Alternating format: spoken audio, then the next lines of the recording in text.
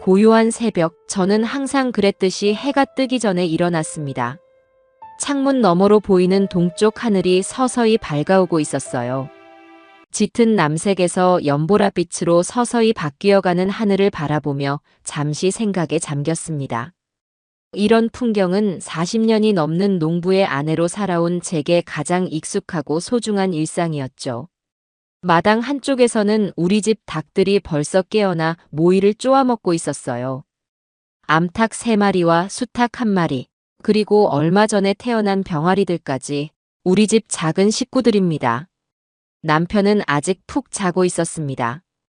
검게 그을린 피부에 팔뚝에 선명한 주름살이 깊게 패인 모습을 보니 세월의 흐름이 느껴졌어요. 젊었을 때는 저보다 훨씬 잘생겼던 남편의 얼굴이 세월의 무게로 조금씩 변해가는 것을 지켜봐왔습니다. 그래도 여전히 단단한 체격과 굵은 손, 그리고 어떤 어려움 앞에서도 무너지지 않는 강인함은 그대로였죠. 조용히 방을 나와 부엌으로 향했습니다. 낡은 가스레인지에 불을 켜고 된장국을 끓이기 시작했어요. 마당에서 직접 기른 무와 호박을 넣으니 향긋한 냄새가 부엌 가득 퍼졌습니다. 어머니에게 배운 된장찌개 만드는 법은 결혼 후 40년이 지난 지금까지 변함없이 우리 가족의 식탁에 오르고 있었죠. 만드는 방법은 단순하지만 정성이 들어간 된장국은 남편이 가장 좋아하는 아침 식사입니다. 창문 너머로 우리 논이 보였어요. 마을 외곽에 위치한 2만 평 정도의 논은 우리 부부가 평생을 일구며 살아온 삶의 터전이었습니다. 처음에는 소작농으로 시작해 조금씩 땅을 사모으고 때로는 빚을 내 확장해가며 지금의 규모가 되었죠. 오늘부터 모내기를 시작할 예정이었어요. 작년보다 날씨가 좋아 모내기 시기가 일주일 정도 빨라졌습니다. 지구온난화라는 말이 실감날 정도로 해마다 봄이 일찍 오는 것 같았어요. 농부의 삶은 자연의 흐름에 맞춰 사는 법, 그 지혜를 몸으로 배워온 세월이었어요. 부엌 창문 너머로 들려오는 새소리에 귀를 기울였습니다. 참새들의 짹짹거림과 멀리서 들려오는 종딸새의 울음소리가 시골 아침의 교향악을 이루고 있었어요. 이런 소리들이 도시에 사는, 특히 아파트에 살고 있는 아들에게는 얼마나 낯설게 느껴질까 생각했습니다. 무작정 도시로 가라고 등을 떠민 것도 아니었는데 어느새 아들은 저희와는 너무 다른 세계에 살고 있는 것만 같았죠. 방문을 살짝 열고 남편을 깨웠습니다. 여보, 일어나세요. 아침 먹고 모내기 해야죠. 벌써 아침이야? 네, 해 뜨기 전에 먹어야 일찍 나갈 수 있잖아요. 오늘 날씨가 좋아. 모내기 하기 딱이겠네. 그러게 말이에요. 작년보다 훨씬 좋아요. 빨리 씻고 나오세요. 알았어. 금방 나갈게. 된장국 다 끓었으니 빨리 와요. 알았다니까 잔소리는. 저희는 평생을 함께 농사지으며 살아왔어요. 처음에는 가난한 소작농으로 시작해서 조금씩 땅을 늘리며 이제는 마을에서 제법 넓은 논을 가진 농부가 되었죠. 결혼 초기에는 마을 끝자락 남의 땅을 빌려 농사 짓는 소작농이었지만 남편의 부지런함과 농사 솜씨로 점차 우리 땅을 마련했습니다. 한 평 한 평 모아 지금은 마을에서 손꼽히는 땅을 가지게 되었죠. 그 과정에서 얼마나 많은 고생을 했는지 모릅니다. 비가 많이 오는 해에는 논이 다 잠기기도 했고 가뭄이 들면 논바닥이 갈라지는 것을 보며 가슴 아파하기도 했어요. 그래도 남편과 저는 항상 서로를 의지하며 어려움을 이겨냈습니다. 이젠 슬아의 아들 하나를 둔 노부부가 되었습니다. 아들 민우는 서울에서 잘 나가는 회사원으로 일하고 있어요. 대학 보내려고 얼마나 고생했는지 모릅니다. 학비를 모으기 위해 남편은 농사일 외에 겨울에는 인근 공장에서 품팔이도 했고 저는 새벽에 일어나 반찬 장사도 했죠. 때로는 끼니를 줄여가며 아들 학비를 마련했습니다. 하지만 그만큼 보람도 있었죠.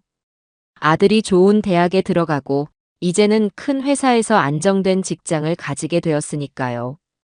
명절에나 얼굴을 볼 수 있어 아쉽지만 그래도 자식이 잘 된 것만으로도 감사한 마음이었어요.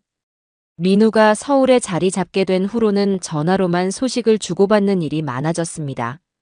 명절 때 잠깐 내려오는 것으로 1년의 만남이 채워지곤 했죠. 처음에는 이해했어요. 젊은 사람이 공부하고 일하느라 바쁠 테니까요. 하지만 점점 전화도 뜸해지고 명절에도 회사 일을 핑계로 오지 않는 날이 늘어났습니다. 그래도 저희는 아들이 바쁘니까 하며 서로를 위로했죠. 남편은 특히 아들에 대한 자부심이 컸어요. 우리 아들은 달라. 도시에서 성공한 사람이야. 라고 마을 사람들에게 자랑하곤 했습니다. 남편이 세수를 마치고 식탁에 앉았습니다. 여전히 탄탄한 체격이지만 예전보다는 허리가 많이 굽었어요. 오랜 세월 논의를 하며 구부정해진 허리는 이제 완전히 펴지지 않았습니다. 햇볕에 그을린 얼굴에는 깊은 주름이 패여 있었지만 그 주름 하나하나가 우리의 인생을 담고 있는 것 같았어요. 그래도 농사일은 여전히 척척 해내는 모습이 대견했습니다. 누구보다 부지런하고 꼼꼼하게 농사를 짓는 남편이 저는 항상 자랑스러웠죠. 밥그릇에 김이 모락모락 나는 밥을 담아주었어요. 어젯밤에 씻어둔 쌀로 지은 밥은 윤기가 흐르고 고슬고슬했습니다. 우리가 직접 기른 쌀로 지은 밥이라 더 맛있게 느껴졌죠. 남편은 된장국을 한 모금 마시고는 만족스러운 표정을 지었습니다. 역시 당신 된장국은 세상에서 제일이야. 그 말에 저도 모르게 미소가 지어졌어요. 수십 년 동안 들어도 여전히 기분 좋은 칭찬이었죠. 잔잔한 행복이 가득한 아침 식사 시간, 이런 소소한 일상이 얼마나 소중한지는 나중에야 깨닫게 되었습니다. 오늘 동네 사람들도 모두 모내기 시작한대요. 그럼 김씨네 박씨네 다 오늘부터라더군. 날씨가 좋으니 서두르는 거지. 우리도 서둘러야겠네요. 점심은 제가 도시락 싸갈게요. 됐소. 집에 와서 먹지 뭐. 어차피 멀지도 않은데. 아니에요. 시간 아껴야죠. 모내기는 해가 있을 때 해야 하잖아요. 당신 말대로 하지. 늘 그래왔잖소. 밥 다 먹었으면 일어나요. 장화랑 모자 준비해놨어요. 알았소. 내 사랑. 남편이 밥을 먹으며 오늘 날씨가 좋다고 흐뭇해하는 모습을 보니 마음이 따뜻했습니다. 이렇게 평범한 일상이 얼마나 감사한지 모르겠어요. 함께 늙어가는 것, 매일 같은 시간에 일어나 같은 밥상을 마주하는 것, 이런 소소한 행복들이 쌓여 우리의 인생을 이루고 있었습니다. 세상에는 화려한 것들도 많지만 저는 이 소박한 행복에 더 큰 가치를 느꼈어요. 아침 식사를 마치고 저희는 함께 논으로 향했습니다. 현관에서 장화로 갈아 신고 남편은 낡은 밀짚 모자를, 저는 책 넓은 천모자를 썼어요. 햇빛이 점점 강해지는 5월, 모내기철에는 모자가 필수였죠. 집 앞 작은 창고에서 모내기 도구들을 챙겼습니다. 오랜 세월 사용해온 도구들은 손때가 묻어 반들반들했어요. 마을 전체가 모내기 준비로 분주했어요. 작은 마을이지만 모내기철이면 모두가 한마음이 되는 전통이 아직 남아 있었습니다. 옆집 김씨네도 마을 입구 박씨네도 모두 논으로 향하는 모습이 보였어요. 트랙터 소리, 사람들의 웃음소리가 들려왔죠. 멀리서 들려오는 트로트 노래소리가 작업의 활기를 더했습니다. 이런 평화로운 일상이 영원히 계속되길 바랐습니다. 걸으면서 남편과 올해 농사 계획에 대해 이야기를 나눴어요. 쌀값이 계속 떨어지는 상황에서 어떻게 하면 좀 더 수익을 낼 수 있을지, 정부 보조금은 얼마나 나올지 등의 현실적인 문제들이었죠. 농부의 삶이란 항상 자연과 경제라는 두 가지 불확실성과 씨름하는 것이었습니다. 그래도 남편은 늘 긍정적이었어요. 올해는 날씨가 좋으니 작황도 좋을 거야. 걱정 말아요. 오전 내내 논에서 모내기를 하고 있었어요. 태양이 점점 높이 떠오르며 더위가 기승을 부리기 시작했죠. 5월이지만 한여름처럼 뜨거운 태양이 내리쬐었어요. 논물은 태양을 받아 반짝이며 주변의 풍경을 거울처럼 비췄습니다. 약간의 바람이 불어 논의 물결이 일렁이는 모습이 아름다웠어요. 남편은 저보다 앞서 논둑을 걸으며 열심히 모를 심고 있었습니다. 허리를 굽혔다 폈다 하는 동작이 능숙하고 빨랐어요. 오랜 시간 해온 일이니 몸에 완전히 배어있는 리듬이었죠. 모판에서 모를 뽑아 묶음으로 만들고 일정한 간격으로 심어가는 모습은 하나의 예술 같았습니다. 저는 뒤따라가며 남편이 빠뜨린 곳을 채워 넣고 있었습니다. 함께 농사를 짓는 우리만의 호흡이었어요. 손가락은 지늘게 졌고 허리는 아팠지만 그래도 남편과 함께하는 이 시간이 행복했습니다. 여보, 좀 쉬었다 해요. 벌써 2시간이나 했어요. 괜찮소. 아직 체력은 있다고. 너무 무리하지 마세요. 나이가 있으신데 당신보다 3살 많다고 노인 취급하지 말아요. 제가 언제요? 그냥 걱정돼서 그래요. 고마워요. 잠깐만 더 하고 쉴게. 점심시간도 다 됐으니 저 참나무 아래서 먹어요. 조금만 더. 저 끝까지만 하고. 그때였어요. 갑자기 남편이 머리를 잡더니 비틀거리기 시작했습니다. 처음에는 발이 미끄러진 줄 알았어요. 논바닥은 미끄럽고 발이 빠지기 쉬우니까요. 하지만 이상한 소리가 들리더니 남편의 얼굴이 창백해졌죠. 평소 햇볕에 그을려 항상 건강한 붉은빛을 띠던 얼굴이 갑자기 하얗게 변했어요. 여보, 괜찮으세요? 제가 물었지만 대답도 못한 채 남편은 논바닥에 쓰러졌어요. 순간 저의 심장이 멈춘 것 같았습니다. 머릿속이 새하얗게 변했어요. 잠시 몸이 굳은 채로 서 있다가 정신을 차리고 남편에게 달려갔습니다. 발이 노늘게 빠지면서 진흙물이 사방으로 튀었지만 신경 쓸 겨를이 없었어요. 머릿속에는 오직 남편 생각뿐이었죠. 여보, 정신 차려봐요. 저는 급히 논으로 뛰어들어 남편에게 달려갔어요. 진흙탕에 반쯤 잠긴 남편의 모습이 너무나 충격적이었습니다. 평소에는 늘 건장하고 든든하게 느껴지던 남편의 몸이 이제는 너무나 무력해 보였어요. 얼굴은 점점 더 창백해지고 있었고 입에서는 이상한 거품이 나오고 있었습니다. 평생 아픈 적 없이 건강하게 지내던 남편이었는데 이런 일이 일어날 거라고는 꿈에도 생각하지 못했어요. 필사적으로 남편을 흔들었지만 반응이 없었어요. 두려움이 온몸을 휩쓸었습니다. 이러다 정말 남편을 잃는 건 아닐까 하는 공포가 엄습했어요. 패닉 상태가 되어 주변을 둘러보니 다행히 옆 논에서 일하던 이웃 김 씨가 보였습니다. 30년 넘게 이웃으로 지내온 김 씨는 우리 집 대소사를 함께 해온 친누나 다름없는 사이였어요. 그가 보인 것이 얼마나 다행인지 모릅니다. 김씨 아저씨, 도와주세요. 우리 영감님이 어머나, 정씨, 어떻게 된 거요? 모르겠어요. 갑자기 쓰러졌어요. 빨리 119에 전화해야겠소. 내 폰 가져올게요. 네, 빨리요, 제발. 정신 차리세요, 제발. 떨리는 손으로 핸드폰을 꺼내 119에 전화했고 그 다음엔 아들에게 연락했습니다. 손가락이 너무 떨려 번호를 누르는 것조차 쉽지 않았어요. 농사일을 하는 중이라 손에는 진흙이 묻어 있었고 화면에 진흙 자국이 남았지만 신경 쓸 겨를이 없었습니다. 눈물이 앞을 가려 제대로 말도 못했죠. 119에 신고했어요. 곧 올 거예요. 김 씨의 말이 멀리서 들려왔지만 저는 이미 혼란스러운 상태였어요. 구급대원이 오기까지의 10분은 10년처럼 길게 느껴졌어요. 농촌 마을이라 구급차가 오는데 시간이 걸린다는 것을 알고 있었지만 그 기다림은 고문과도 같았습니다. 남편의 머리를 제 무릎에 베게 하고 손을 꼭 잡았어요. 여보, 제발 버텨요, 제발. 계속해서 중얼거렸습니다. 남편의 손은 점점 차가워지고 있었죠. 입술은 파랗게 변하고 있었고 호흡은 더욱 약해지는 것 같았어요. 그 순간 온갖 생각이 머릿속을 스쳐 지나갔어요.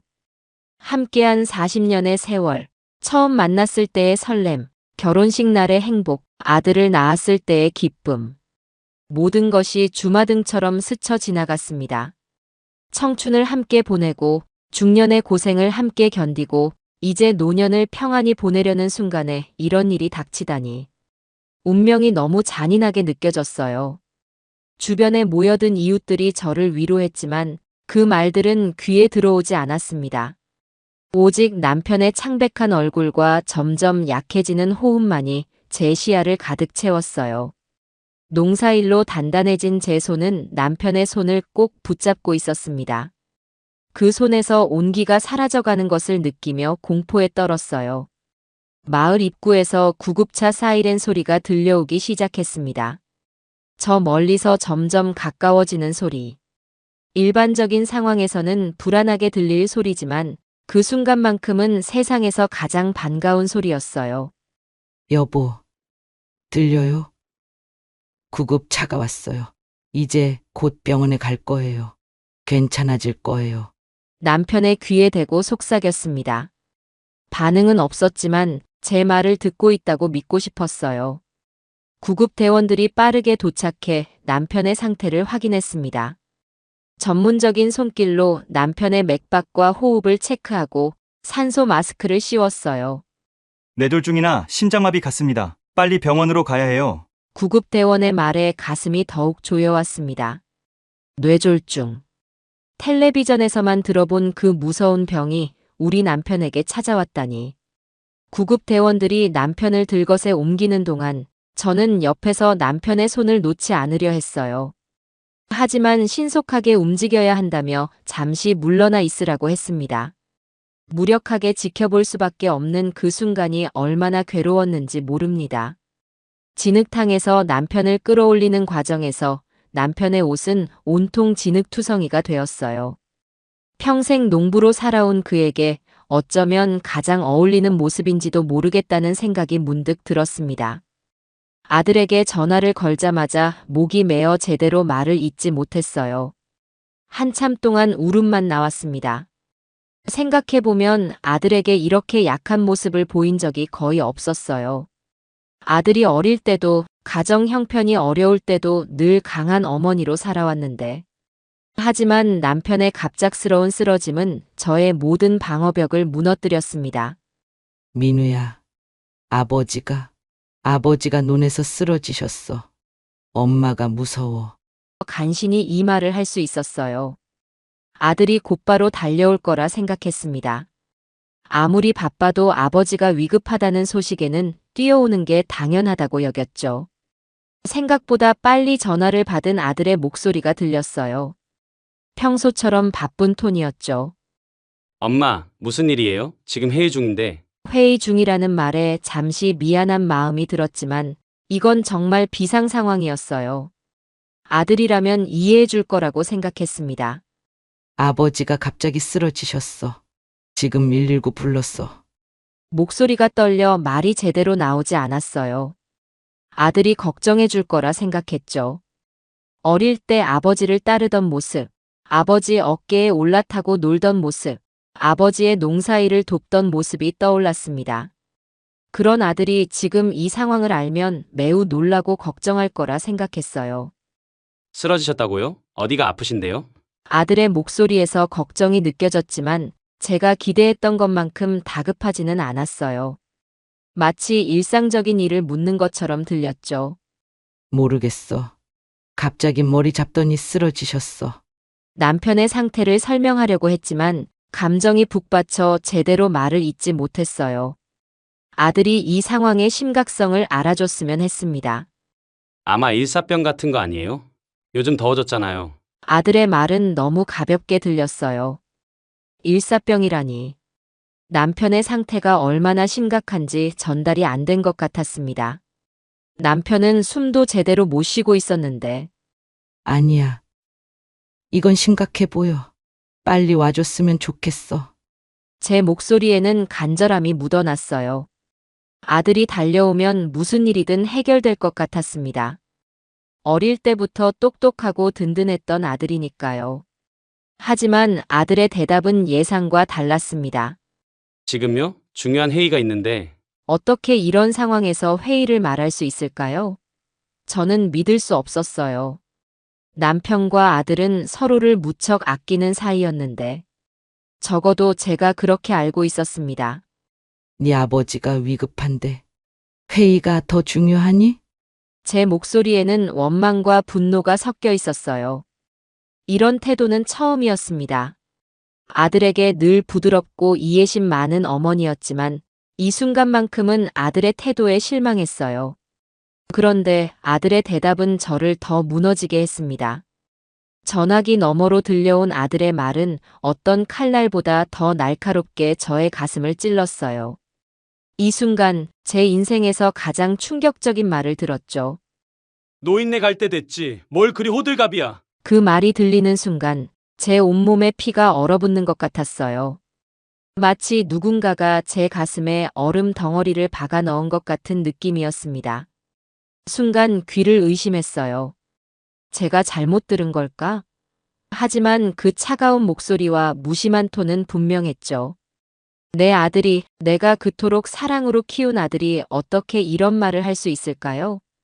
배 아파 낳고 젖 먹여 키우고 학교 보내며 온갖 희생을 감내했던 그 아이가 자신의 아버지에 대해 이렇게 말한다니. 가슴이 찢어지는 듯한 아픔이 밀려왔어요. 특히 노인네라는 표현이 제 가슴을 더 아프게 했습니다. 우리 남편, 민우의 아버지는 그저 노인네가 아니었어요. 가족을 위해 평생을 바친 가장이었고 민우를 위해 모든 것을 희생한 아버지였죠. 대학 등록금을 마련하기 위해 겨울에도 일용직 노동을 나가던 그 손, 아들이 좋은 직장을 구했다며 마을 사람들에게 자랑하던 그 미소. 그런 아버지를 노인네라고 부르다니. 뭐라고? 네 아버지가 죽어가고 있어. 충격과 분노로 목소리가 떨렸어요.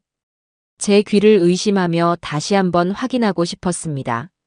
아들의 입에서 그런 말이 나왔다는 것이 믿기지 않았거든요. 엄마, 진정해요. 아버지 나이가 어떻게 되셨는데요? 그 나이면 언제든 그럴 수 있잖아요. 아들의 목소리는 차분했어요. 마치 사무적인 이야기를 하는 것처럼. 그 냉정함이 저를 더 아프게 했습니다. 농사일로 거칠어진 손으로 얼굴을 가렸어요. 눈물이 멈추지 않았습니다. 구급대원들이 남편을 구급차로 옮기는 모습을 흐릿하게 보며 아들과 통화를 이어갔어요. 민우야, 너가 정말 우리 아들이 맞니? 그 말은 제 가슴 깊이 숨겨져 있던 실망감의 표현이었습니다. 어떻게 내가 낳은 아이가 이렇게 냉정할 수 있을까? 내가 어떻게 키운 걸까? 자책감이 밀려왔어요. 왜 그러세요? 현실적으로 생각해야죠. 그 나이면 평소에도 대비해야 하는 거 아니에요? 현실적? 대비? 이것이 자식의 마음일까요? 아버지가 위급한 상황에서 그런 말을 하다니. 저는 아들을 알아볼 수 없었어요. 민우가 어릴 때는 누구보다 아버지를 따랐습니다. 아버지가 논에 나갈 때면 작은 장화를 신고 졸졸 따라다녔죠. 언제부터 이렇게 변한 걸까요? 이런 일로 회사 일 중에 전화하지 마세요. 어차피 늙으면 다 그렇게 되는 거잖아요. 그 말은 마치 제 심장을 도려내는 것 같았어요. 이런 일이라니. 아버지의 생사가 달린 일을 그저 이런 일로 치부하다니. 말문이 막혔습니다. 눈앞이 캄캄해지는 것 같았어요. 너가 어떻게 그럴 수가? 제 말은 흐느낌에 묻혔습니다. 더 이상 말이 나오지 않았어요. 아들의 차가운 말에 가슴이 찢어지는 아픔을 느꼈죠. 엄마, 지금 바빠요. 나중에 전화할게요. 심지어 전화를 끊겠다고 합니다. 아버지가 생사의 기로에 있는데, 제가 절박하게 도움을 요청했는데, 도저히 믿을 수 없는 현실이었어요. 민우야, 제가 외쳤지만 전화는 이미 끊어진 후였습니다. 통화 종료음만이 제 귀에 울렸어요. 모든 것이 멈춘 것 같았습니다. 주변의 소음, 사람들의 움직임, 심지어 제 심장 박동까지도. 전화를 든 손이 떨어질 듯 힘이 빠졌어요. 믿을 수 없는 현실에 한동안 넋을 잃고 앉아 있었습니다. 평생 자식을 위해 희생하며 살았는데 정작 위급한 순간에 이런 반응을 보이다니. 그동안의 모든 노력과 사랑이 한순간에 무너져 내리는 것 같았어요. 갑자기 모든 것이 허무하게 느껴졌습니다. 그때 구급차 사이렌 소리가 들려왔어요. 정신을 차리고 남편에게 시선을 돌렸죠. 창백한 얼굴로 누워있는 남편을 보니 눈물이 멈추지 않았습니다. 구급대원들이 빠르게 남편을 들것에 옮겼어요. 저는 다리에 힘이 풀려 거의 기다시피 구급차에 올라탔습니다. 몸은 움직였지만 마음은 아직도 아들의 말에 묶여 있는 것 같았어요. 아들의 차가운 반응과 남편의 위급한 상태, 이 두 가지 충격 사이에서 제 마음은 갈기갈기 찢어졌습니다. 구급차 안은 온통 의료 장비로 가득했어요. 깜빡이는 모니터와 각종 튜브 산소통. 평소에는 텔레비전에서나 보던 광경이 지금은 너무나 현실적으로 다가왔습니다. 남편의 얼굴에는 산소 마스크가 씌워져 있었고 팔에는 주사 바늘이 꽂혀 있었어요. 평소 강인하던 남편이 이렇게 약해 보이는 모습은 처음이었습니다. 저 같이 가도 되나요? 제 목소리는 떨리고 있었어요. 마치 다른 사람의 목소리처럼 들렸습니다. 구급대원은 바쁘게 남편의 상태를 체크하면서도 친절하게 대답해 주었어요. 네. 보호자분이시죠? 빨리 타세요. 저는 남편 옆자리에 앉았습니다. 구급차가 출발하자 이웃들이 걱정스러운 표정으로 손을 흔들었어요. 걱정 마세요. 논일은 제가 봐드릴게요. 김 씨가 소리쳤습니다. 농촌 마을의 따뜻한 정. 이웃들의 도움이 없었다면 이 상황을 어떻게 버텼을까요? 그 순간만큼은 이웃들의 존재가 큰 위안이 되었어요. 상태가 어떤가요? 살 수 있을까요? 제 목소리에는 두려움과 간절함이 묻어 있었습니다. 구급대원의 표정은 심각했지만 최대한 안심시키려는 듯 했어요. 지금은 뭐라 말씀드리기 어렵습니다. 빨리 병원으로 가야 해요. 그 말은 오히려 더 불안하게 들렸습니다. 심각하다는 의미로 들렸거든요. 남편의 손을 꼭 잡았어요. 그 손은 제게 항상 큰 위안이 되어 주었던 손이었습니다. 결혼 초기 어려운 시절, 제가 힘들어할 때면 남편은 이 거친 손으로 제 손을 꼭 잡아주곤 했어요. 괜찮아. 우리 함께 이겨낼 수 있어. 이러던 사람이 지금은 이렇게 힘없이 누워있다니. 여보, 제발 버텨요, 제발. 남편의 귀에 대고 속삭였습니다. 아무 반응이 없었지만 제 말을 듣고 있다고 믿고 싶었어요. 병원에 도착하면 의사 선생님이 진단하실 거예요. 너무 걱정 마세요. 구급대원이 다시 위로해 주었지만 걱정이 사라질 리 없었습니다. 앞으로 어떻게 될까? 남편이 회복될 수 있을까? 병원비는 어떻게 감당할까? 온갖 생각이 머릿속을 맴돌았어요. 우리 남편이 평소에 건강했어요. 갑자기 이러면 어떡해요? 제 목소리는 흐느낌에 섞여 나왔습니다. 평생 병원 한 번 제대로 가지 않던 사람이었는데 건강검진도 제대로 받은 적이 없었어요. 항상 농사꾼이 무슨 검진이야. 일만 하면 건강해진다며 병원 가기를 거부했었죠. 그런 고집이 지금 와서 후회되었습니다. 최대한 빨리 가고 있어요. 조금만 참으세요. 구급차는 사이렌을 울리며 시골길을 빠르게 달렸어요.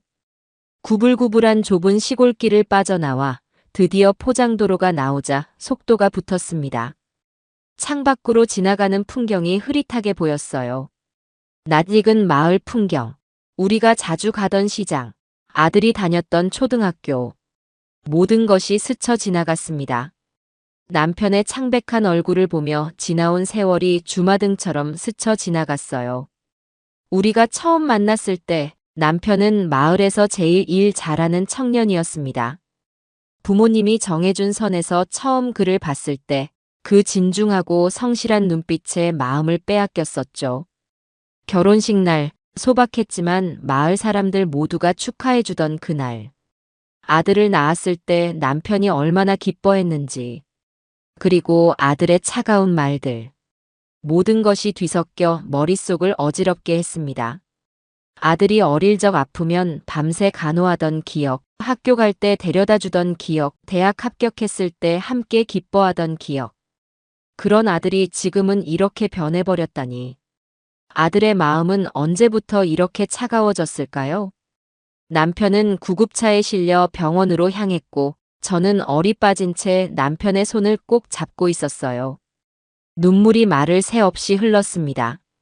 구급차에서도 남편의 상태는 나아지지 않았어요. 심전도 기계에서 나오는 불규칙한 소리가 제 불안감을 더 키웠죠. 40분의 주행 끝에 우리는 드디어 국내 유일한 종합병원에 도착했습니다. 병원 응급실은 분주했어요. 의료진들이 재빨리 남편을 들것에서 이동 침대로 옮기고 응급실 안으로 밀고 들어갔습니다. 저는 따라가려 했지만 간호사가 밖에서 기다려달라고 했어요. 그렇게 유리창 너머로 남편을 지켜보는 것이 얼마나 고통스러웠는지 모릅니다. 의사와 간호사들이 남편 주변을 빠르게 움직이는 모습, 긴급히 검사를 진행하는 모습, 모든 것이 현실감 없이 흘러갔어요. 병원에 도착하자마자 남편은 응급실로 실려갔습니다. 접수 창구에서 간호사가 저를 부르는 소리가 들렸어요. 보호자분, 이쪽으로 오세요. 접수부터 해야 합니다. 접수 절차가 중요하다는 것은 알았지만 그 순간 남편 곁을 떠나고 싶지 않았어요. 하지만 병원 시스템이 그렇다니 어쩔 수 없었죠. 떨리는 손으로 신분증을 꺼냈습니다. 제 남편은 괜찮을까요? 간호사에게 물었지만 그녀도 정확한 답을 줄 수 없었겠죠. 의사가 아니니까요. 의사 선생님이 곧 진찰하실 거예요. 일단 접수부터 하시죠. 저는 남편의 건강보험증과 신분증을 꺼냈습니다. 다행히 지갑에 함께 들고 다녔어요. 평소에는 귀찮다고 그냥 두던 것인데 오늘따라 가져온 것이 다행이었습니다. 접수를 진행하는 동안에도 마음은 응급실에 있었어요. 네, 알겠습니다. 입원 수속을 위한 각종 서류를 작성했습니다. 동의서, 개인정보 활용 동의서, 입원 동의서. 너무 많은 서류에 머리가 어지러웠어요. 더구나 그 상황에서 글자 하나하나를 읽고 이해한다는 것은 쉽지 않았습니다. 그래도 간호사의 도움으로 어떻게든 작성을 마쳤어요. 접수를 마치고 응급실 앞 의자에 앉았어요. 시간이 얼마나 흘렀는지 모르겠습니다. 5분이 5시간처럼 느껴졌어요. 주변에는 다른 환자 가족들도 있었지만 모두 자신의 걱정에 빠져 있어 대화는 없었습니다. 정신이 몽롱했어요. 아들의 차가운 말이 계속 귓가에 맴돌았습니다. 노인네 갈 때 됐지 어떻게 내 아들이 그런 말을 할 수 있을까요? 다시 아들에게 전화를 걸어볼까 망설였지만 그의 차가운 말이 떠올라 용기가 나지 않았습니다. 만약 다시 그런 말을 들으면 더 이상 견딜 수 없을 것 같았어요. 그렇게 불안과 후회, 분노가 뒤섞인 채 기다리는데 의사가 저를 찾았어요. 보호자분, 중년의 남자 의사가 다가왔습니다. 그의 표정은 심각해 보였어요. 가슴이 철렁 내려앉았습니다. 좋지 않은 소식이 있을 것 같았죠. 네, 제가 아내입니다. 어떻게 됐나요? 급히 일어나 의사에게 다가갔습니다. 간절한 눈빛으로 의사의 입술을 주시했어요. 일단 응급처치는 끝났습니다. CT 결과 뇌출혈로 보입니다. 뇌출혈. 그 단어를 들으니 온몸에 전기가 통하는 것 같았어요. 텔레비전에서만 듣던 무서운 병명이 이제는 우리 가족의 현실이 되었습니다. 뇌출혈이요? 할 수 있을까요? 제 목소리가 떨렸습니다. 의사는 여전히 심각한 표정이었어요. 지금은 혼수 상태입니다. 당장 수술이 필요해요. 혼수 상태. 수술. 모든 것이 너무 빠르게 진행되고 있었어요. 현실감이 없었습니다. 수술. 네. 어떤 수술이든 해주세요. 살려만 주세요. 제 목소리에는 간절함이 묻어났어요. 의사의 눈을 똑바로 바라보며 애원했습니다. 보호자 동의서를 작성해 주시고 수술비 관련해서도 상담이 필요합니다. 병원 직원이 수술 동의서와 예상 비용에 대한 서류를 가져왔어요. 숫자들을 보니 현기증이 일었습니다. 농사 짓는 우리 형편에 감당하기 어려운 금액이었어요. 하지만 남편의 생명이 달린 일인데 돈을 아낄 수는 없었죠. 네, 뭐든지 하겠습니다. 망설임 없이 서명했어요. 수술비 일부는 농협에서 대출을 받아야겠다고 생각했습니다. 다행히 우리 땅이 담보로 있으니 대출은 가능할 테니까요. 지갑에 있던 현금으로 수술비 일부를 납부했어요. 남편이 수술실로 들어가는 모습을 보며 가슴이 찢어질 듯 아팠습니다. 수술실 앞 의자에 앉아 초조하게 기다렸어요. 아들은 끝내 나타나지 않았죠. 진단 결과는 뇌출혈이었고 남편은 깊은 혼수 상태에 빠졌습니다. 그렇게 제 인생에서 가장 길고 어두운 밤이 시작되었어요. 수술은 6시간 넘게 진행되었어요. 기나긴 기다림 끝에 의사가 수술실에서 나왔습니다. 피곤한 표정이 역력했죠. 저는 급히 달려가 남편의 상태를 물었어요.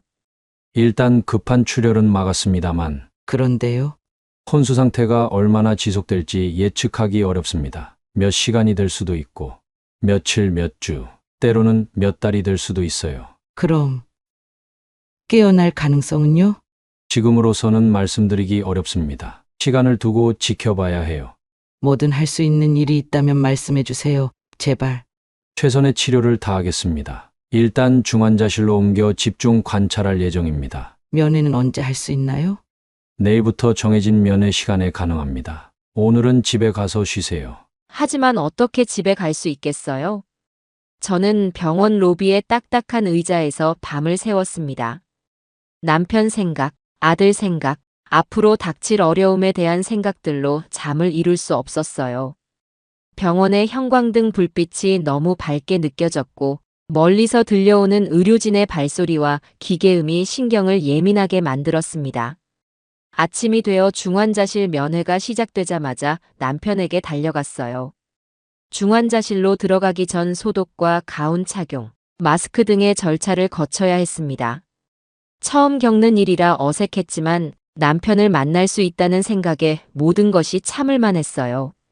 중환자실 안으로 들어서는 순간 저는 그 광경에 심장이 멎는 것 같았습니다. 각종 의료 장비에 연결된 남편의 모습은 충격적이었어요. 얼굴 절반은 붕대로 감겨 있었고 입에는 호흡기가 연결되어 있었죠. 팔에는 여러 개의 링거와 모니터링 장치가 연결되어 있었습니다. 항상 강하고 든든했던 그 사람이 이제는 그저 숨만 겨우 쉬고 있는 모습이었어요. 저는 천천히 남편의 침대 옆으로 다가갔습니다. 눈물이 자꾸 흘러내려 가운에 소매로 닦았어요. 간호사가 10분만 면회 가능합니다라고 말했지만 그 짧은 시간이 그렇게 소중할 수가 없었습니다. 의식 없이 누워있는 남편의 손을 잡고 계속 말을 걸었어요. 여보, 저예요. 들리죠? 제발 일어나요. 남편의 손을 쓰다듬으며 속삭였어요. 며칠 전까지만 해도 농기구를 들고 논을 갈던 그 손이 이제는 힘없이 누워 있었습니다. 거칠지만 따뜻했던 그 손이 차갑게 느껴졌어요. 피부 아래로 보이는 핏줄, 평생 일해온 증거인 굳은 살, 그리고 결혼 반지 자국. 모든 것이 선명했지만 그 손에서 생명력은 느껴지지 않았습니다. 의사 선생님이 잘 될 거래요. 여보가 워낙 건강했으니까. 사실 의사는 그런 말을 한 적이 없었어요. 하지만 남편에게 희망을 주고 싶었습니다. 혼수 상태에서도 들을 수 있다고 했으니까요. 남편이 부정적인 말을 들으면 더 나빠질 수도 있다고 생각했어요. 우리 민우도 곧 올 거예요. 또 다른 거짓말이 제 입에서 흘러나왔어요. 아들은 전화도 다시 걸어오지 않았습니다. 하지만 남편에게 아들이 오지 않는다는 사실을 알리고 싶지 않았어요. 남편이 얼마나 아들을 자랑스러워했는지 알기에 그 사실이 남편에게 상처가 될까 두려웠습니다. 여보, 제발 포기하지 마세요. 나 혼자 남겨두면 어떻게 살아요? 목이 메어 더 말을 잇지 못했습니다. 40년 넘게 함께 한 사람이 갑자기 이렇게 되다니. 평생 같이 늙어갈 거라고 생각했는데 이런 일이 닥칠 줄은 상상도 못했어요. 우리 아직 제주도도 가보고 싶다고 했잖아요. 결혼 30주년 때 남편이 약속했던 제주도 여행이 생각났어요. 농사 좀 더 짓고 여유가 생기면 가자고 미뤄왔던 그 약속. 이제는 그 약속이 이루어질지 모르겠다는 생각에 가슴이 아팠습니다. 강원도 설악산도 같이 가기로 했잖아요. 젊을 때부터 함께 가보고 싶었던 곳들. 하지만 농사일에 매여 한 번도 제대로 된 여행을 다녀오지 못했어요. 이제 나이 들어 좀 여유가 생겼는데 이런 일이 생기다니. 여보, 제발 돌아와요. 저의 눈물이 남편의 손등 위로 떨어졌어요. 시간이 얼마나 흘렀는지도 모르게 그렇게 남편의 손을 붙잡고 있었습니다. 사랑해요. 마지막 한마디를 남기고 저는 흐느꼈습니다. 간호사가 다가와 면회 시간이 끝났다고 알려주었어요. 10분이 이렇게 빨리 지나갈 수 있다는 게 믿기지 않았습니다. 남편의 손을 놓기가 너무 어려웠어요. 마치 이 손을 놓으면 남편을 영원히 잃을 것 같은 두려움이 엄습했습니다. 매일 병원과 집을 오가며 남편을 간호했어요. 집에는 농사일도 있었고 이웃들이 많이 도와주었지만 그래도 신경 쓸 일이 많았습니다. 논에는 싹이 돋아나기 시작했고 잡초도 자라고 있었어요. 남편 없이 혼자서는 감당하기 어려운 일이었죠. 다행히 마을 사람들이 도와주기로 했습니다. 이웃 김씨 아저씨가 앞장서서 마을 사람들을 모았어요. 정 씨가 병원에 있는 동안 돌봐주자며 품앗이를 조직해 주셨죠. 농촌 마을의 따뜻한 마음씨가 얼마나 감사했는지 모릅니다. 덕분에 저는 조금 더 마음 편히 병원에서 남편을 간호할 수 있었어요. 의사는 의식이 돌아올 가능성이 희박하다고 했지만 저는 포기할 수 없었어요. 누워있는 남편의 손을 잡고 계속 말했죠. 제발 일어나요, 여보. 하루에도 수십 번씩 같은 말을 반복했어요. 남편의 귀에 제 말이 들어가길 간절히 바라면서 하루는 담당 간호사가 저에게 조언을 해주었습니다. 할머니, 너무 무리하지 마세요. 집에 가서 좀 쉬세요. 간호사의 걱정스러운 눈빛이 느껴졌어요. 저는 이미 한 달 가까이 제대로 된 잠을 자본 적이 없었습니다. 병원 의자에서 조금 졸다가 집에 가서 몇 시간 눈을 붙이는 정도였죠. 얼굴은 헬쑥해지고 몸은 점점 약해져 갔어요. 괜찮습니다. 제가 있어야 해요. 저는 고개를 저었습니다. 남편 곁을 떠날 수 없었어요. 만약 제가 없을 때 남편이 깨어난다면, 혹은 더 나쁜 일이 생긴다면, 그런 생각을 하면 병원을 떠날 수 없었습니다. 환자분께 좋은 말씀 많이 해주세요. 혼수 상태에서도 들을 수 있다고 합니다. 간호사의 조언이 희망적으로 들렸어요. 남편이 제 목소리를 듣고 있다는 생각이 위안이 되었습니다. 정말요? 그럼 제 목소리가 들릴까요? 희망에 찬 목소리로 물었습니다. 정말로 남편이 제 말을 듣고 있다면 더 열심히 이야기해야겠다고 결심했어요. 가능성이 있어요. 많은 환자들이 깨어난 후 그때 들었던 이야기를 기억한답니다. 간호사의 말에 저는 더욱 열심히 남편에게 말을 걸기 시작했습니다. 우리의 추억, 앞으로의 계획, 마을 소식, 모든 것을 남편에게 들려주었어요. 그럼 계속 이야기해야겠네요. 우리 일상이랑 추억들. 매일 면회 시간에는 책을 읽어주기도 하고 라디오에서 들은 노래를 불러주기도 했습니다. 남편이 좋아하던 트로트 가수의 노래도 가끔 흥얼거렸어요. 그게 좋겠어요. 긍정적인 이야기가 도움이 될 거예요. 간호사의 따뜻한 격려에 저는 힘을 얻었습니다. 그녀는 남편의 상태를 체크하면서도 항상 친절하게 저를 대해주었어요. 그런 작은 친절이 저에게는 큰 위안이 되었죠. 고맙습니다. 간호사님. 매일 병원과 집을 오가며 남편을 간호했어요. 아들은 한 번도 병원에 오지 않았어요. 전화로 보험금은 나오나요? 라고 물어볼 뿐이었죠. 넉넉지 않은 형편에 병원비가 점점 쌓여갔습니다. 결국 저는 아들에게 도움을 청했어요.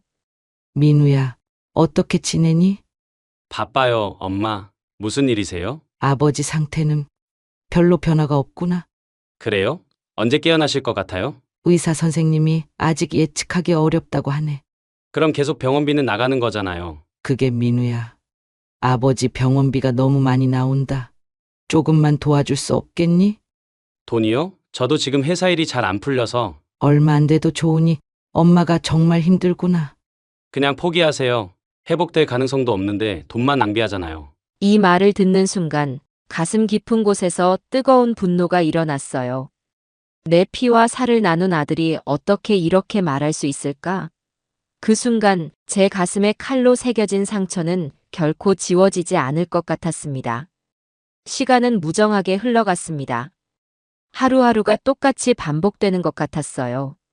아침에 일어나 병원으로 가고 면회 시간에 남편을 만나고 저녁에 집에 와서 농사일을 확인하고 그리고 다시 병원으로. 이 지루한 일상이 한 달 동안 계속되었습니다. 병원에서 한 달이 지났을 때였습니다. 여느 날과 같이 중환자실 면회 시간에 남편을 만나러 갔어요. 소독을 마치고 가운을 입고 마스크를 쓴 뒤 조심스럽게 남편의 침대 곁으로 다가갔습니다.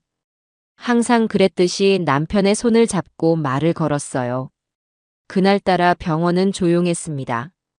다른 환자들의 보호자들도 적었고 의료진들도 분주하게 움직이지 않았어요. 창밖으로는 맑은 하늘이 보였고 햇살이 병실 안으로 들어오고 있었습니다. 평화로운 분위기였죠. 남편의 손을 잡고 있는데 갑자기 이상한 느낌이 들었어요. 처음에는 제 착각인 줄 알았죠. 한 달 동안 매일 이 손을 잡았지만 단 한 번도 움직임을 느낀 적이 없었으니까요. 하지만 분명히 남편의 손가락이 움직였어요. 미세하게, 하지만 확실하게. 여보, 놀라서 남편의 얼굴을 바라보았습니다. 아무런 변화가 없었어요. 여전히 눈을 감고 있었고 호흡기가 연결되어 있었죠. 제 착각이었을까요? 아무런 반응이 없었습니다. 하지만 저는 분명히 느꼈어요. 다시 남편의 손을 꼭 잡았습니다. 여보, 들려요? 제 말이 들려요? 더 큰 목소리로 물었어요. 간절함이 묻어나는 목소리였죠. 한 달 동안 기다려온 기적이 일어나길 바라는 마음으로. 여전히 아무런 반응이 없었습니다.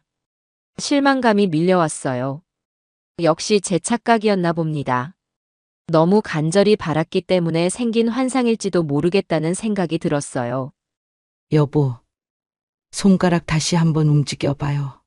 그래도 마지막으로 한 번 더 시도해봤습니다. 남편의 손을 꼭 잡고 전 세계의 절망감과 희망을 담아 부탁했어요. 역시 반응이 없었어요. 막 포기하려는 찰나, 기적이 일어났습니다. 남편의 눈꺼풀이 살짝 움직였어요. 깜빡임이었습니다. 분명히 보았어요. 선생님, 간호사님, 빨리 와주세요. 제 남편이 손가락을 움직였어요. 흥분해서 외쳤습니다. 간호사가 빠르게 다가왔어요. 정말요? 확실합니까? 간호사도 반신반의하는 표정이었습니다. 한 달 동안 아무런 반응이 없었던 환자였으니까요. 갑작스러운 의식 회복은 드문 일이었겠죠. 네, 분명해요. 여보, 다시 한 번만. 간호사도 지켜보고 있는 상황에서 저는 다시 한번 남편을 불렀어요. 그리고 정말로 기적이 일어났습니다. 남편이 천천히 눈을 떴습니다. 그 순간을 절대 잊을 수 없을 거예요. 한 달 만에 처음 보는 남편의 눈. 혼란스러움과 당혹감이 가득한 눈빛이었지만 그래도 의식이 있었어요. 살아 있었어요. 제 남편이 살아 돌아온 거예요. 의사들도 놀라워했어요. 중환자실 의사가 급하게 달려와 남편의 상태를 확인했습니다. 기적입니다. 이런 경우는 정말 드뭅니다. 의사의 얼굴에도 놀라움이 역력했어요. 회복 가능성이 매우 낮다고 했던 환자가 갑자기 의식을 되찾았으니까요. 의학적으로도 놀라운 일이었을 겁니다. 남편은 천천히 의식을 되찾았고 일주일 후에는 말도 할 수 있게 되었죠. 물론 처음에는 발음이 부정확하고 목소리도 약했지만 그래도 대화가 가능한 수준이었어요. 먼저 물은 것은 논 상태였습니다. 모내기는 어떻게 됐소? 그 질문에 웃음이 나왔어요. 역시 평생 농부였던 사람이구나 싶었죠. 남편은 병실로 옮겨졌고 재활치료가 시작되었습니다. 매일 물리치료사와 함께 걷는 연습, 팔을 움직이는 연습, 일상생활 동작 연습을 했어요. 처음에는 힘들어했지만 남편은 굉장히 의지가 강한 사람이라 빠르게 회복해 나갔습니다. 그런데 더 놀라운 사실이 있었어요. 남편은 혼수 상태에서도 주변의 소리를 들을 수 있었다고 했습니다. 여보, 정말 제 말이 들렸어요? 어느 날 병실에서 남편과 단둘이 있을 때 물었어요. 남편이 의식을 되찾은 지 2주 정도 지난 시점이었습니다. 이미 일반 병실로 옮겨졌고 상태도 많이 좋아져 있었어요. 남편의 얼굴색도 많이 돌아왔고 식사도 조금씩 할 수 있게 되었습니다. 대부분 들렸소. 당신이 매일 내 손 잡고 울던 소리 다 들었어. 남편의 말에 가슴이 찡했어요. 그 고통스러운 시간 동안 남편도 모든 것을 느끼고 있었다니. 상상도 못했습니다. 저는 그저 의식 없이 잠들어 있는 줄 알았는데 실제로는 모든 소리와 감각을 느끼고 있었다니 더 가슴 아팠어요. 그럼 다른 이야기도 들으셨어요? 조심스럽게 물었습니다. 아들 이야기를 들었을까봐 걱정됐어요. 남편이 혼수 상태에 있는 동안 아들에 대한 실망감과 분노를 토로한 적이 여러 번 있었거든요. 남편이 그 말을 들었다면 아마 매우 상처받았을 테니까요. 그래. 그리고 민우가 한 말도 남편의 표정이 갑자기 어두워졌어요. 그 말에 저는 숨이 멎는 것 같았습니다. 아들이 전화로 했던 무심한 말들, 노인네 갈 때 됐지. 포기하세요. 이런 말들을 남편이 들었다면 얼마나 가슴 아팠을까요? 특히 아들을 그토록 자랑스러워했던 남편이었는데 여보, 무슨 말을 해야 할지 몰랐어요. 어떻게 위로해야 할지, 어떻게 이 상황을 설명해야 할지. 그저 남편의 손을 꼭 잡았습니다. 우리 아들이 정말 그런 말을 했소. 남편의 눈에는 믿기지 않는다는 표정이 역력했어요. 아마도 자신이 잘못 들었기를 바라는 마음이었겠죠. 하지만 현실은 그렇지 않았습니다. 여보. 지금은 그런 생각하지 마세요. 건강이 중요해요. 저는 화제를 돌리려 했어요. 남편이 아직 완전히 회복되지 않은 상태에서 이런 충격적인 사실을 받아들이는 것은 좋지 않을 것 같았거든요. 하지만 남편은 고집스러웠습니다. 내가 못 믿겠어. 우리 아들이 정말로 남편의 눈에서 슬픔과 분노가 번갈아 비쳤어요. 저는 그제서야 남편에게 아들의 행동을 모두 털어놓았습니다. 전화 통화 내용, 병원비에 대한 태도, 한 번도 병문안을 오지 않은 일. 모든 것을 이야기했어요. 말을 마치자 남편의 눈에서 눈물이 흘러내렸습니다. 말을 마친 후 두 사람 다 한동안 침묵했어요. 병실 안에는 오직 남편의 모니터 소리만 들렸습니다. 창밖으로는 해가 저물고 있었고 병실은 점점 어두워지고 있었어요. 마치 우리의 마음처럼. 당신 혼자 이런 고생을 했구려. 오랜 침묵 끝에 남편이 말을 꺼냈어요. 그 목소리에는 죄책감과 미안함이 가득했습니다. 마치 자신이 아픈 것이 잘못된 일인 것처럼 말이죠. 괜찮아요, 여보. 당신이 깨어났으니까. 그게 중요해요. 저는 남편을 안심시키려 했어요. 정말로 남편이 깨어난 것만으로도 감사했습니다. 모든 어려움에도 불구하고 남편이 살아있다는 사실이 가장 큰 축복이었으니까요. 민우를 내가 잘못 키웠나 보. 남편의 말에 저도 마음이 아팠어요. 남편은 항상 자신이 아들 교육에 소홀했다고 자책했거든요. 농사일이 바빠 학교 행사에 참석하지 못한 것, 공부를 직접 가르쳐 주지 못한 것, 그런 것들을 항상 미안해했었죠. 우리 둘 다 최선을 다했어요. 민우의 선택은 민우의 몫이에요. 제가 위로했지만 남편의 표정은 여전히 어두웠어요. 자식의 배신은 부모에게 가장 큰 아픔일 테니까요. 내가 아프다고 당신까지 이런 상처를 받다니. 남편은 자신보다 제 마음을 더 걱정했어요. 늘 그랬죠. 자신의 고통보다 가족의 아픔을 먼저 생각하는 사람이었습니다.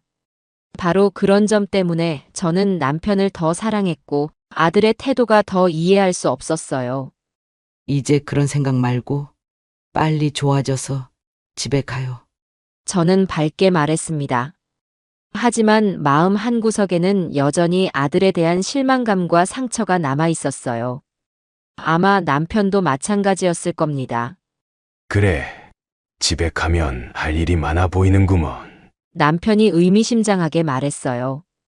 그 목소리에는 어떤 결심이 담겨 있는 듯 했습니다. 무슨 일요? 저는 궁금해서 물었지만 남편은 대답 대신 쓸쓸하게 웃기만 했어요.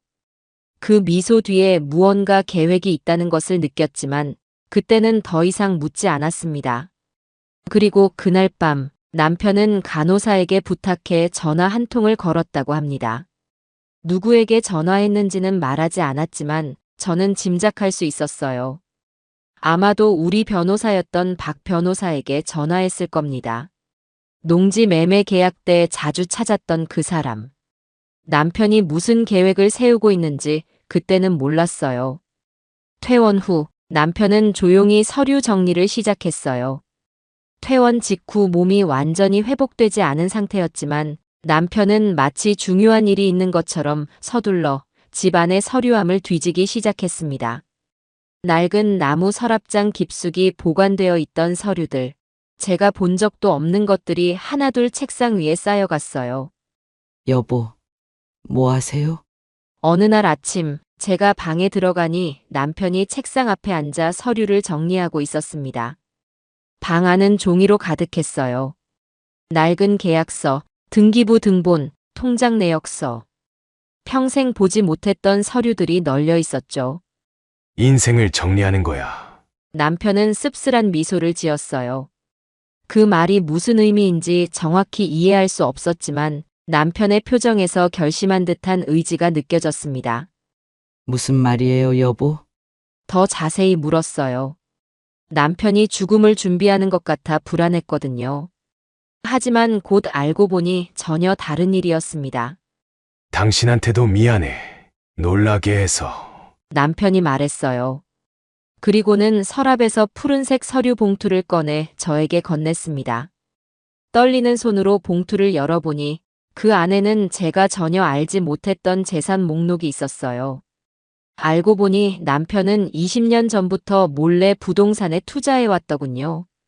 농사일 외에도 주변 땅을 조금씩 사모으고 도시의 작은 상가에도 투자했었습니다. 처음에는 작은 금액으로 시작했지만 세월이 흐르면서 그 가치는 크게 올랐더군요. 서울 강남의 건물 한 채와 시골 땅 여러 필지를 가지고 있었습니다. 그것도 모두 남편 혼자 이름으로 된 것이 아니라 제 이름과 공동명의로 되어 있었어요. 저는 그저 평범한 농부부부라고 생각했는데 알고 보니 우리는 꽤 부유한 사람들이었던 거예요. 여보, 이게 다 뭐예요? 너무 놀라서 말문이 막혔습니다. 평생 검소하게 살면서 부를 축적했다는 사실이 믿기지 않았어요. 우리 아들을 위해 모아둔 거였소. 하지만 이제는 남편의 눈빛이 차가워졌어요. 분명 아들을 위한 재산이었지만 이제는 그럴 생각이 없다는 것을 알 수 있었습니다. 아들의 배신으로 남편의 마음이 완전히 바뀐 것 같았어요. 미안해, 여보. 남편이 다시 한번 사과했어요. 사실 저는 당황스러웠지만 화가 나지는 않았습니다.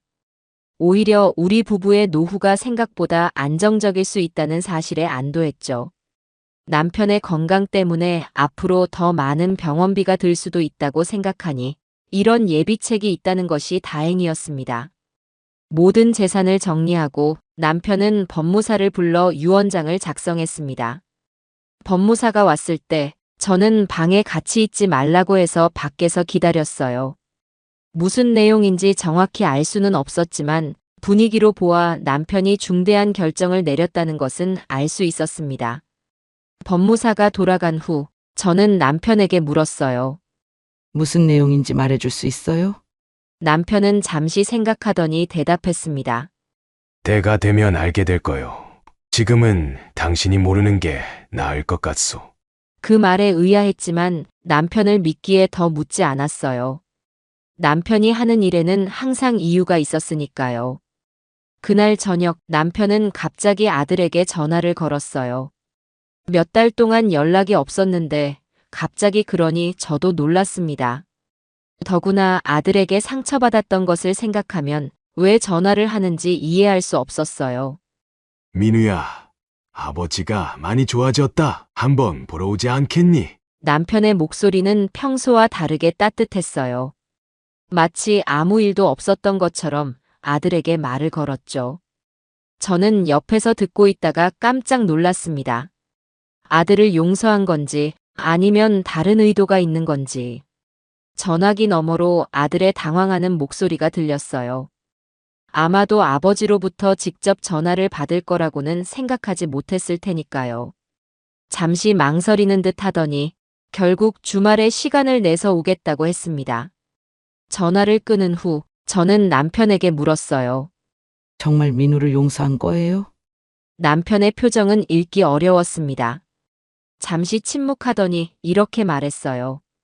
용서가 아니라 정리하는 거요.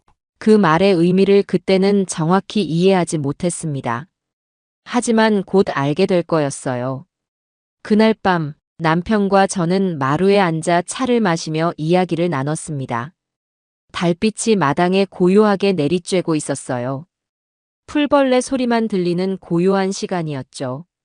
여보, 내일부터 몇 가지 준비해야 할 것이 있어. 남편이 조용히 말했습니다. 그의 목소리에는 단호함이 묻어 있었어요. 무슨 준비요? 아들이 오기 전에 집을 좀 정리해야 하오. 그리고 몇 가지 서류도 준비해야 하고.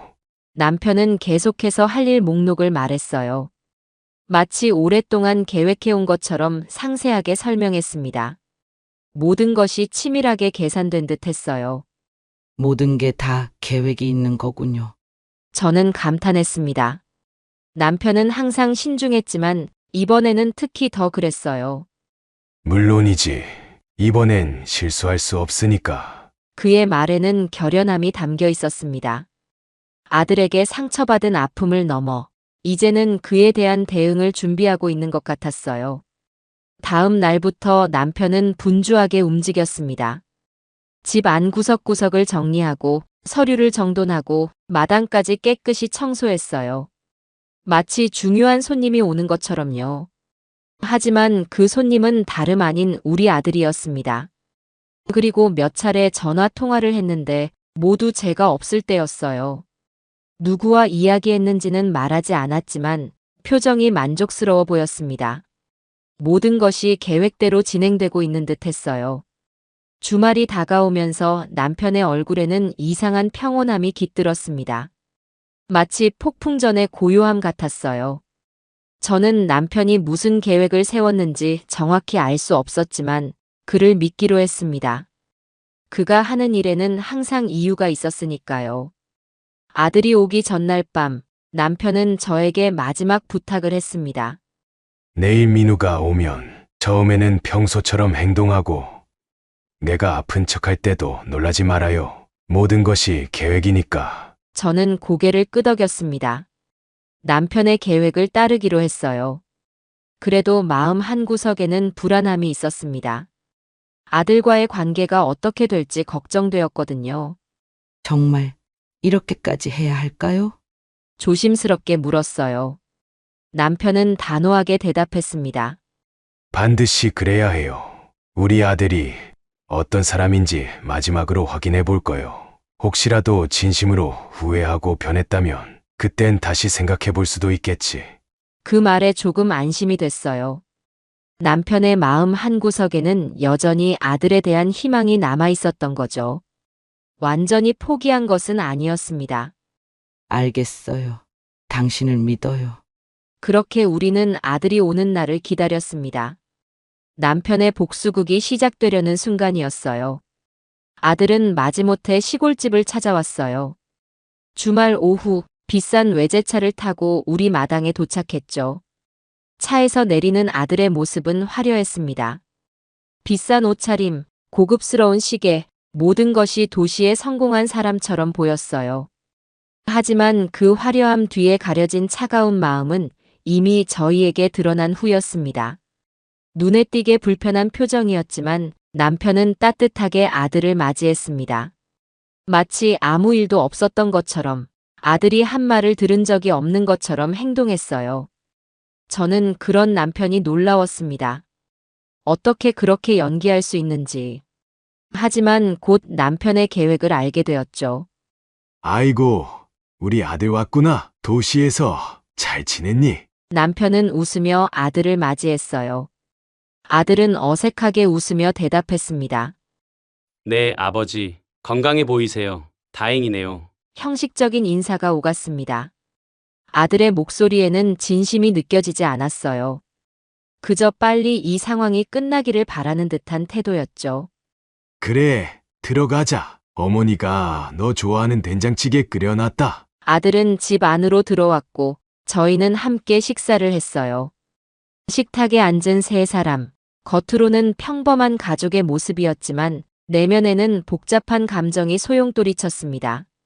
저는 아들을 보며 여전히 마음이 아팠어요. 어떻게 이런 냉정한 사람이 되었을까? 하지만 남편은 놀라울 정도로 평온해 보였습니다. 식사 중에 아들은 계속 시계를 확인했어요. 마치 빨리 돌아가고 싶다는 듯한 모습이었죠. 그런 아들의 태도가 저는 너무 서운했지만 참을 수밖에 없었습니다. 남편의 계획을 방해하고 싶지 않았거든요. 회사는 어때? 잘 되고 있니? 남편이 관심 있게 물었습니다. 아들의 표정이 갑자기 밝아졌어요. 네, 아버지. 요즘 사업이 잘 풀리고 있어요. 강남에 있는 회사 건물에서 일하고 있는데 규모도 점점 커지고 있어요. 아들은 자랑스럽게 말했습니다. 강남이라는 단어를 특히 강조하는 것 같았어요. 서울에서 가장 비싼 지역이니까요. 남편은 의미심장한 미소를 지었지만 아들은 눈치채지 못했어요. 그래. 어디 강남? 혹시 대치동 쪽인가? 남편의 질문에 아들이 놀란 듯 했습니다. 네, 맞아요. 어떻게 아셨어요? 그냥 강남하면 대치동이 떠올라서 그렇지. 건물 주인은 누구인지 알아? 남편의 질문이 점점 이상해졌어요. 아들은 의아한 표정으로 대답했습니다. 큰 투자 회사에서 소유하고 있는 걸로 알고 있어요. 왜요? 그냥 궁금해서. 임대료는 많이 내니? 남편의 질문이 계속 이어졌어요. 아들은 점점 불편해 보였습니다. 아버지, 그런 건 왜 물으세요? 시골에서 그런 걸 알아서 뭐 하시려고요? 아들의 말투가 약간 무례하게 들렸어요. 남편은 그저 웃으며 더 이상 묻지 않았습니다. 하지만 그 눈빛에는 뭔가 계획이 있다는 것이 느껴졌어요. 식사가 끝난 후 남편은 갑자기 아픈 척하며 침대에 누웠어요. 아들을 침실로 불러 이야기를 하겠다며 저에게는 밖에서 기다려달라고 했습니다. 저는 의아했지만 남편의 뜻을 따랐어요. 침실에서 무슨 이야기가 오갔는지 정확히 알 수는 없었지만 조금 후에 들려온 소리로 대강의 내용을 짐작할 수 있었습니다. 침실 문이 살짝 열려 있어서 안에서 나누는 대화가 희미하게 들렸어요. 처음에는 귀를 기울이지 않으려 했지만 점점 목소리가 커지면서 자연스럽게 들을 수밖에 없었습니다. 아들이 침대에 누워있는 남편에게 다가가는 소리가 들렸어요. 아버지, 좀 어떠세요? 아들의 목소리는 형식적이었습니다. 그저 의무감으로 묻는 듯한 느낌이었죠. 남편은 힘없는 목소리로 대답했어요. 평소의 강인한 목소리와는 전혀 달랐습니다. 마치 정말 병세가 악화된 것처럼 연기하고 있었어요. 민우야, 아버지가 얼마 못 살 것 같구나. 유산 정리를 좀 해야 할 것 같아. 그 말에 침실이 갑자기 조용해졌습니다. 아마도 아들이 놀랐을 거예요. 유산이라는 단어에 남편과 제가 별다른 재산이 없다고 생각했을 테니까요. 잠시 후 아들의 목소리가 들렸어요. 갑자기 달라진 톤이었습니다. 친절하고 다정한. 유산이요? 아버지? 무슨 말씀이세요? 그런 말씀 마세요. 오래오래 사셔야죠. 갑자기 효자로 변한 아들의 목소리가 역겹게 느껴졌어요. 평소에는 노인네 갈 때 됐지라던 사람이 갑자기 오래오래 사셔야죠라니. 아버지, 제가 다 모시겠습니다. 걱정 마세요. 아들이 남편의 손을 잡았는지 침대 시트가 살짝 움직이는 소리가 들렸어요. 그때 남편이 벌떡 일어났는지 갑자기 침대가 삐걱거렸습니다. 너가 진짜 하고 싶은 말은 노인네 갈 때 됐지가 아니었나? 남편이 아들의 말을 그대로 되풀이했어요. 아들의 얼굴이 창백해졌을 게 분명했습니다. 침실 안이 갑자기 조용해졌어요. 이게 무슨 소리예요? 아들의 목소리가 떨렸습니다. 당황한 기색이 역력했죠. 남편은 녹음기를 꺼내 재생했습니다. 병원에서 들은 아들의 차가운 말들이 고스란히 담겨 있었어요. 노인네 갈 때 됐지. 뭘 그리 호들갑이야. 그냥 포기하세요. 회복될 가능성도 없는데 돈만 낭비하잖아요. 녹음기에서 흘러나오는 목소리를 듣고 저도 충격을 받았어요. 제가 아들과 통화할 때 남편이 녹음했다는 사실을 몰랐거든요. 아마도 병원에서 깨어난 직후부터 이 계획을 세웠던 모양이에요. 침실 안은 한동안 침묵에 잠겼습니다. 아들은 아마도 할 말을 잃은 채 서 있었을 거예요. 자신의 말이 고스란히 녹음되어 있다는 사실이 얼마나 충격적이었을까요? 난 혼수 상태에서도 다 들었다. 남편의 목소리는 차갑고 단호했어요. 더 이상 약한 사람의 목소리가 아니었습니다. 그의 본래 모습, 강인하고 결단력 있는 농부의 목소리로 돌아왔죠. 너가 어머니에게 한 말, 보험금 타령, 그리고 포기하라는 말까지. 아들은 변명할 여지가 없었어요. 명백한 증거 앞에서 그저 서 있을 수밖에 없었을 겁니다. 아버지, 그때는 제가 너무 바빠서 실수로. 말을 더듬는 아들의 목소리가 들렸어요. 하지만 변명의 여지가 없었죠. 실수라기에는 너무 많은 말을 했으니까요. 남편은 법무사를 불러 준비한 서류를 꺼냈습니다. 그때 제가 왜 밖에 있으라고 했는지 이해가 됐어요.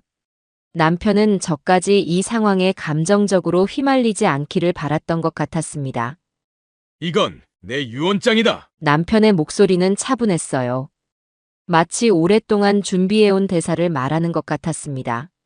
모든 재산은 당신 어머니와 우리 마을 복지관에 기부하기로 했어. 너에게는 단 한 푼도 주지 않는다. 그 말을 들은 아들의 반응이 궁금했어요. 침실 안에서 잠시 침묵이 흘렀고 그 다음 들려온 것은 아들의 놀란 목소리였습니다. 재산이요? 아버지가 무슨 재산이? 아들은 저희가 별다른 재산이 없다고 생각했던 것 같아요. 하지만 곧 남편이 서류들을 보여주었나 봅니다. 아들이 숨을 크게 들이마시는 소리가 들렸어요. 이게 다 아버지 재산이에요? 놀란 목소리였습니다. 아마도 서울 강남의 건물과 여러 토지 문서를 보고 충격을 받았을 거예요. 평범한 농부인 줄만 알았던 아버지가 사실은 상당한 재산가였다는 사실에. 그렇다. 너가 서울에서 잘 나가는 사업가라고 자랑하던 그 회사 건물도 사실은 내 소유였다. 남편의 말에 저도 놀랐어요. 그 이야기는 저도 처음 듣는 것이었거든요. 남편이 아들 회사가 입주한 건물의 주인이었다니. 남편은 정말 많은 것을 숨기고 있었던 것 같아요. 아니, 이럴 수가. 아버지. 아들의 목소리가 떨렸어요. 아마도 자신의 잘못된 판단에 충격을 받았을 겁니다. 돈 없는 늙은 부모라고 생각하고 함부로 대했는데 알고 보니 자신의 사업 기반까지 아버지의 재산이었다니. 남편은 계속해서 말을 이어갔어요.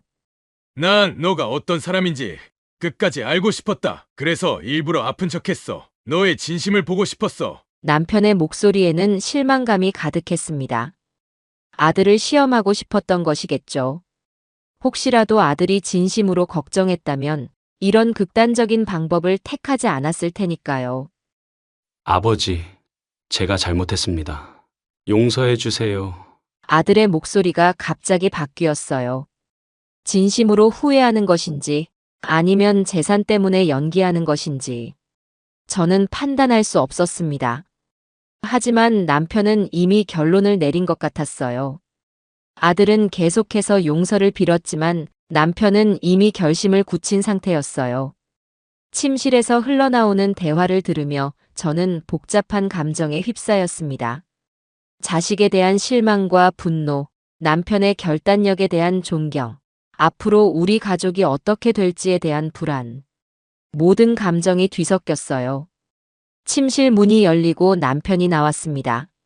얼굴은 담담했지만 눈빛은 단호했어요. 아들은 창백한 얼굴로 뒤따라 나왔습니다. 눈가에 눈물 자국이 남아 있었어요. 아마도 많이 울었나 봅니다. 하지만 그 눈물이 진심인지 재산을 잃을까봐 흘린 것인지는 알 수 없었어요. 엄마, 정말 잘못했어요. 제발 아버지를 설득해 주세요. 아들이 저에게 애원하듯 말했습니다. 그 눈빛은 어릴 때 장난감을 사달라고 보채던 그 눈빛과 비슷했어요. 하지만 지금은 그 눈빛에 속을 수 없었습니다. 이미 그의 진심을 알아버렸으니까요. 민우야, 말을 잇지 못했어요. 무슨 말을 해야 할지 몰랐습니다. 한편으로는 아들이 불쌍했지만 다른 한편으로는 그의 태도에 너무 실망했어요. 그리고 남편의 결정을 존중해야 한다고 생각했습니다. 여보, 이제 됐어요. 남편이 저를 진정시켰어요. 그리고 아들에게 냉정하게 말했습니다. 민우야, 이제 집에 돌아가거라. 우리는 더 이상 할 말이 없다. 아들은 무릎을 꿇고 빌었지만 남편은 고개를 저었습니다. 아버지, 제발 한 번만 더 기회를 주세요. 제가 잘못했습니다. 아들의 목소리에는 절박함이 묻어 있었어요. 하지만 남편의 결심은 확고했습니다. 이제 와서 무슨 소용이 있니? 너의 진심은 이미 다 드러났어. 그리고는 경비원을 부르라며 저에게 말했어요. 저는 깜짝 놀랐습니다. 경비원이라니. 그제서야 깨달았어요. 남편이 미리 이 모든 상황을 준비했다는 것을. 마을 이장님과 이웃집 청년들이 우리 집 마당에 대기하고 있었습니다. 남편이 미리 부탁해 둔 것이었어요. 그들이 아들을 바깥으로 안내했습니다. 아들은 저항했지만 어쩔 수 없이 집 밖으로 나갔어요. 아버지, 엄마, 제발요. 마당에서 아들의 외침이 들렸지만 남편은 창문 커튼을 내렸습니다. 그리고 저에게 말했어요. 이제 끝났소. 괜찮소. 남편의 눈에는 걱정이 가득했습니다. 저를 걱정하는 마음이 느껴졌어요. 저는 고개를 끄덕였습니다. 가슴은 아팠지만 이것이 옳은 결정이라고 느꼈거든요. 네, 괜찮아요. 당신이 한 결정을 존중해요. 그날 밤 우리 부부는 오랫동안 이야기를 나눴어요. 아들에 대한 추억, 함께 보낸 시간들, 그리고 앞으로의 계획까지. 모든 것을 털어놓았습니다. 가슴 아픈 대화였지만 동시에 치유의 시간이기도 했어요. 일주일 후 저희는 새로운 집으로 이사했습니다. 남편은 이미 인근 도시에 아파트를 마련해 두었더군요. 아들이 찾아올 수 없는 곳으로. 농사일은 마을 청년에게 위탁했고 저희는 조용한 은퇴 생활을 시작했어요. 아들은 수십 통의 문자와 전화를 보냈지만 모두 무시했죠. 처음에는 미안하다는 내용이었는데 점점 돈 이야기로 바뀌었어요. 결국 그의 관심은 재산에 있었던 거죠. 그런 문자들을 보면서 남편의 결정이 옳았다는 확신이 들었습니다. 한 달 후 뉴스에서 아들 회사가 파산했다는 소식을 들었어요. 회사 건물 계약이 갑자기 해지되었고 새 사무실을 구하지 못해 큰 손실을 입었다는 내용이었습니다. 저는 놀라서 남편을 바라봤어요. 여보, 혹시 남편은 담담하게 대답했습니다. 내가 그 회사 건물주였거든. 계약 해지했어. 저는 말문이 막혔어요. 남편의 복수는 생각보다 더 철저했습니다. 건물주였다는 사실조차 저에게 말하지 않았다니. 남편은 정말 많은 것을 준비하고 있었던 거예요. 너무한 거 아니에요? 잠시 아들이 불쌍하다는 생각이 들었습니다. 그래도 제 자식인데. 하지만 남편은 고개를 저었어요. 당신 생각해봐. 내가 위독할 때, 노인네 갈 때 됐지라고 한 사람에게 뭘 더 기대하겠소? 그런 아들이라면 우리 재산으로 잘 살게 놔두느니 차라리 남을 돕는 데 쓰는 게 낫지 않겠소? 남편의 말이 일리가 있었어요. 결국 저도 동의할 수밖에 없었습니다. 남편은 제 손을 꼭 잡았어요. 괜찮소. 우리끼리 잘 살면 돼요. 당신이 있으니 난 행복하오. 그 말에 저는 눈물이 났어요. 이런 상황에서도 저를 첫 번째로 생각해주는 남편이 고마웠습니다. 이제 우리는 새로운 시작을 하게 되었어요. 한 달 후 아들이 새 집 앞에 나타났습니다. 어떻게 주소를 알았는지. 아마도 마을 사람들을 통해 알아냈나 봐요. 초인종이 울렸을 때 남편은 이미 누군지 알고 있는 듯 했습니다. 여보, 문 열지 마요. 남편은 단호했어요. 하지만 저는 아들의 모습이 궁금했습니다. 창문을 살짝 열어 밖을 내다봤어요. 아들의 모습은 한 달 전과 완전히 달랐습니다. 더 이상 비싼 옷이나 시계는 보이지 않았어요. 수염이 자란 얼굴에 피곤함이 역력했죠. 민우야, 저도 모르게 중얼거렸어요. 하지만 남편은 단호했습니다. 여보, 이제 우리 인생을 살아요. 남편의 말이 맞았어요. 아들은 한참을 문 앞에서 기다리다가 결국 돌아갔습니다. 그 뒤로 아들 소식은 듣지 못했어요. 아마도 자신의 삶을 다시 세워나가고 있겠죠. 언젠가는 진정으로 후회하고 변할 수 있기를 바랐습니다. 몇 달 후 저희는 제주도 여행을 다녀왔습니다. 남편과 평생 가보고 싶었던 곳이었죠. 바다를 바라보며 남편이 제게 말했어요. 정말 노인네가 갈 때가 됐나 보더라. 그렇지, 여보. 남편의 위트 있는 말에 저는 웃음이 터졌습니다. 그 웃음 속에는 슬픔도 있었지만 더 큰 해방감이 있었어요. 이제 우리는 자유로워졌으니까요. 그 후로 남편과 저는 여행을 많이 다녔습니다. 설악산, 지리산, 심지어 해외여행까지. 평생 꿈꿔왔던 곳들을 하나씩 방문했어요. 농사일에 묶여 한 번도 제대로 즐기지 못했던 삶을 이제는 마음껏 즐기고 있었습니다. 마을 복지관에도 정기적으로 기부를 했어요. 특히 노인들을 위한 프로그램을 후원했죠. 남편은 자신과 같은 처지에 있는 노인들을 돕고 싶다고 했습니다. 그의 따뜻한 마음이 저는 참 좋았어요. 가끔 아들 생각이 났지만 그것도 시간이 지나면서 점점 옅어졌습니다. 상처는 남았지만 이제는 그 상처가 아프지 않게 되었어요. 우리의 삶은 계속되었으니까요. 아들의 배신은 아팠지만 그 덕분에 남편과 저는 더 단단해졌습니다. 서로에게 더 의지하고 더 많은 이야기를 나누게 되었어요.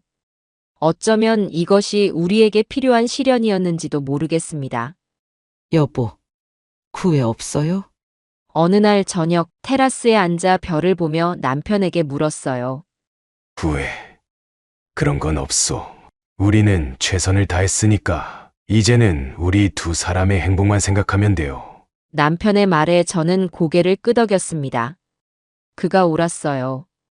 우리는 최선을 다했고 이제는 우리의 행복을 찾아가는 시간이었습니다. 그래요. 이제 우리 두 사람만의 행복을 찾아요. 별이 빛나는 하늘 아래 저희는 서로의 손을 꼭 잡았습니다. 아픔도 있었지만 그 아픔을 이겨낸 지금의 평온함이 더욱 소중하게 느껴졌어요. 이것이 우리의 삶이었습니다. 모내기하다 쓰러진 남편과 아들의 비정함, 그리고 남편의 복수. 그 모든 것을 겪고도 우리는 여전히 함께였습니다. 이것이야말로 진정한 승리가 아닐까요?